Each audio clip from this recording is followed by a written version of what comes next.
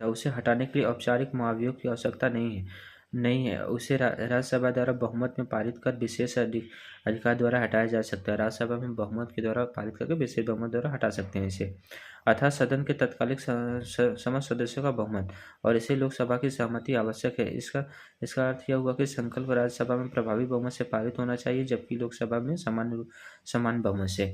उपराष्ट्रपति पर भी महाभियोग लगता है।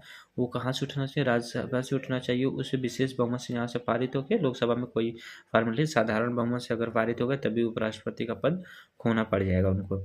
ये उनके पद रिक्तता, फिर उसके बाद उनकी मृत्यु हो जाएगी, या वो पद छोड़ना चाहते हैं, या कार्यकाल पूरा हो जाएगा, ये तो रिक्तता होती है। से महाभियोग की एक आप याद रखिएगा, महाभियोग उन पे लगता है तो कैसे हटते हैं।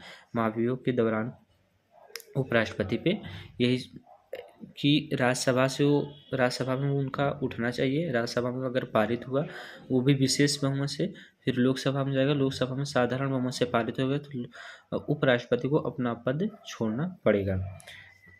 देखिए, पारित होना चाहिए जबकि लोगों समान बहुमत से। पुनः यह संकल्प केवल राज्यसभा में प्रस्तुत किया जा सकता है, लोकसभा में नहीं। परंतु ऐसा कोई प्रस्ताव पेश नहीं किया जा सकता जब तक 14 दिन की अग्रिम नोटिस न दी गया हो। अगर उपराष्ट्रपति के खिलाफ कोई महाभियोग लाना है तो 14 दिन पहले उनको नोटिस दी जाती है, तभी कर सकते, नहीं तो नहीं। ध्यान देने योग्य बात यह है कि संविधान में उसे हटाने हेतु कोई आधार नहीं है। कोई आधार नहीं है कि मतलब इस आधार पर उन्हें हटा सकते हैं। उपराष्ट्रपति अपनी 5 वर्ष की पदावधि के उपरांत भी पद पर बना रह सकता है जब तक उसका उत्तराधिकारी पद ग्रहण न करे।